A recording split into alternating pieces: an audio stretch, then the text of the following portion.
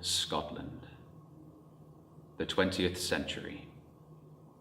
A country house on a rainy weekend.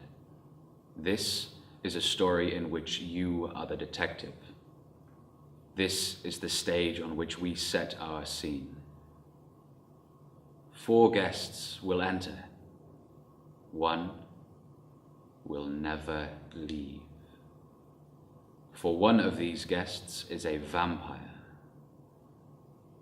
Will Laird Somerville collar the right suspect before it's too late? Will you? Let's see, shall we?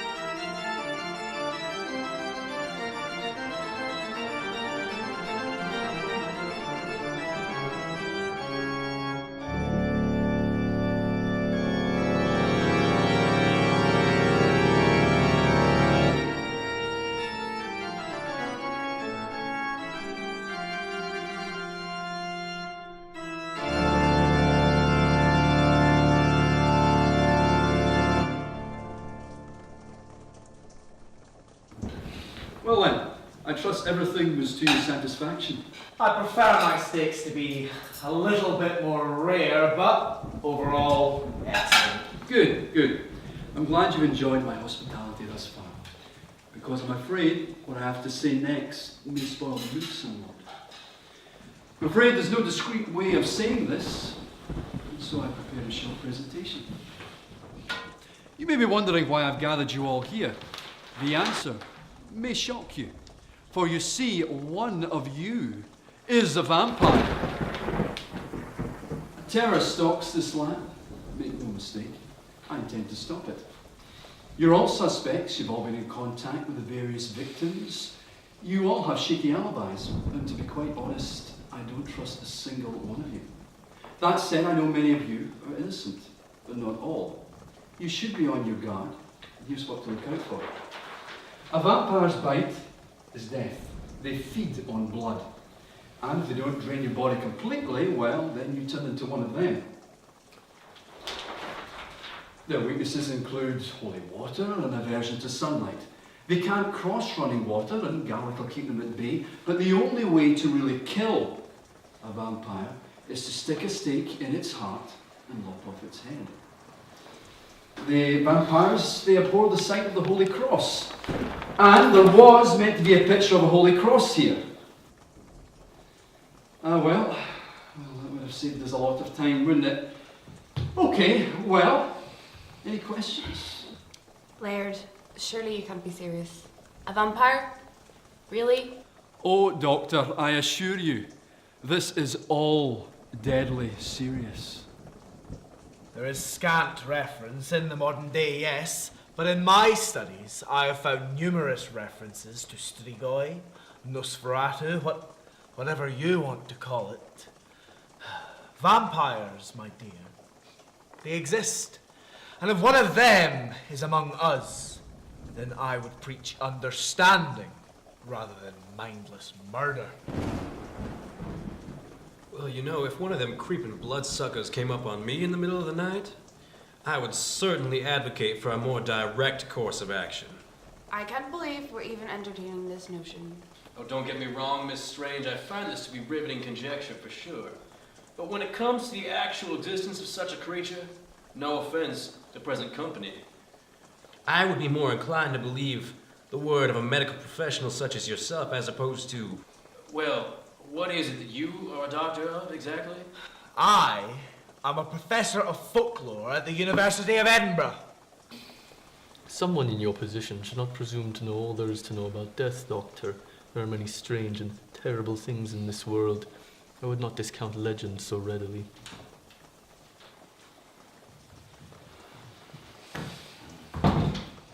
The rooms are ready, Your Lordship. Very good, Franz. Well, I, for one, am going to retire. Oh, and stay vigilant, everyone.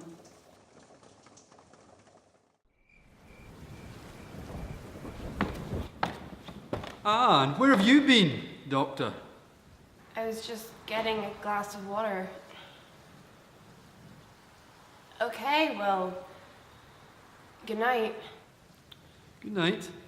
Franz here will show you to your room.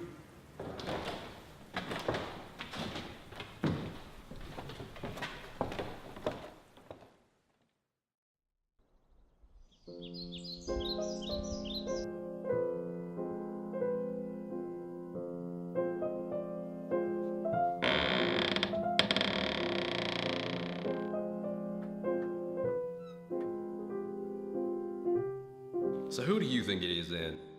I know it ain't me. And for civility's sake, let's say it ain't you either. Who does that leave then? Really, Mr. Morris? Now please, call me Johnny. Fine, if I must play along. I think the Graf is highly suspect. Well, I must admit, that Graf's an odd fellow. But Professor Maxwell, he seems to know quite a bit about them vampires, don't he?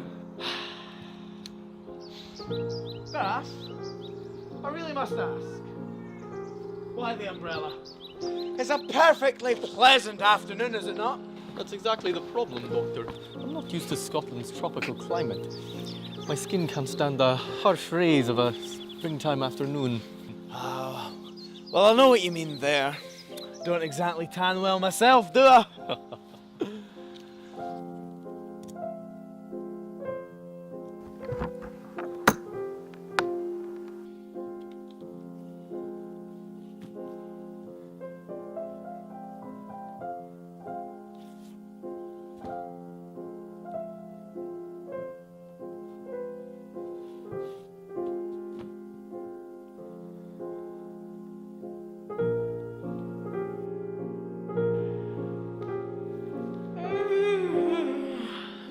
Golly, is my company really that interesting? Oh, no, it's not that. It's just I was up all night working on my research. I'm afraid my study leads to a lot of sleepless nights. I'm practically nocturnal at this point. Well, you're on watch then. That way, vampire won't catch us in the middle of the night when we're trying to get some sleep. Us? Well, I mean, I wouldn't want to infer anything. Relax, Morris. I'm screwing with you. You can trust me. It's those other weirdos you gotta worry about. Now, if you'll excuse me, I'm gonna get more coffee. Right. Well, Graf, I will see you in the drawing room. Are you sure you should be wandering around on your own? Graf, don't worry about me. I'll be fine.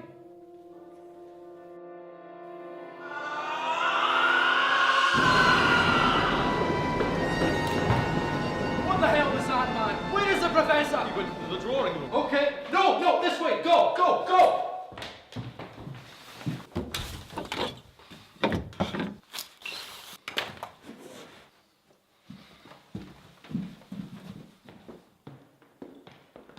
Dear God!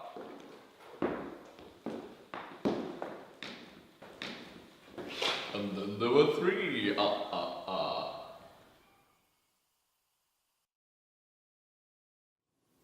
And so we reach the beginning of the end. Though time is already up for Mr. John Morris. And indeed, time is up for you. Do you know who the vampire is? Is it the aristocrat, Graf Dragomir Stravecki? The scientist, Dr. Ellen Strange? The academic, Professor Douglas Maxwell? Or perhaps you suspect another? Gather your thoughts, friends. You have 10 seconds.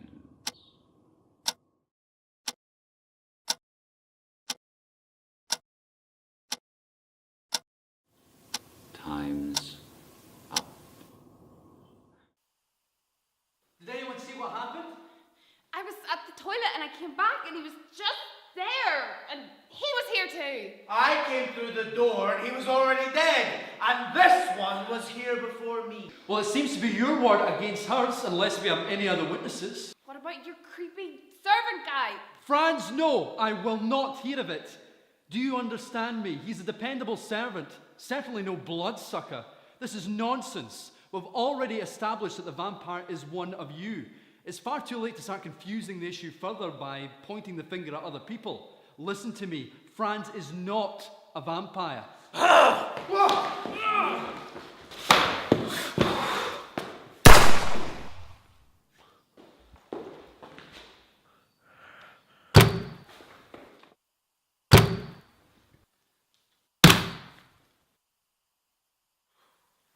Don't you have to chop off his head?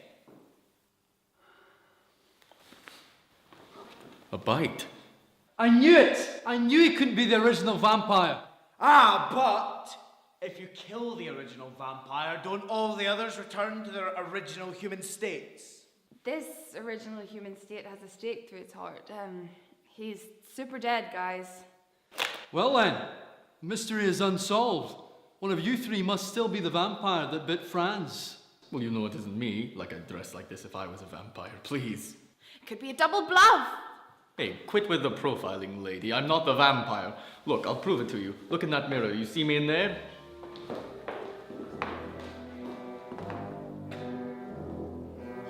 Well, hey, got me, the old mirror trick. In my field, there's a lot of research required. And a lot of blood sacrifice too! You really should try it, Layers! It cuts a century off you!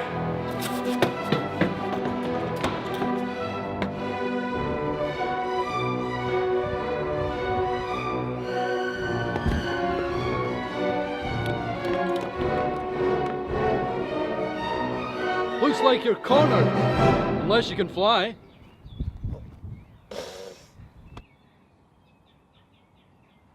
I can't do it! I can't shoot a bat! Are you possessed, man? Why the hell not? Bat's an important part of the British ecosystem, protected by law. The Wildlife and Countryside Act 1981. Look it up. It's daytime. Wouldn't he burn up? And why isn't he already, for that matter? His luggage. Of course, it makes sense now. All that sun cream. Thought it was just a ginger thing. As for now, who's to say what kind of foul magics protects the creatures of the night?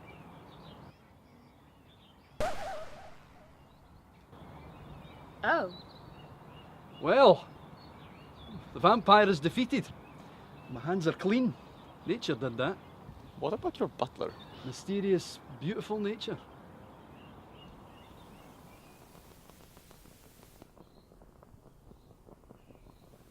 There you have it, friends. A tale of death, deceit, and duplicity. Played out not so long ago, not so far away. Did you spot the vampire? Congratulations to those who did. If not...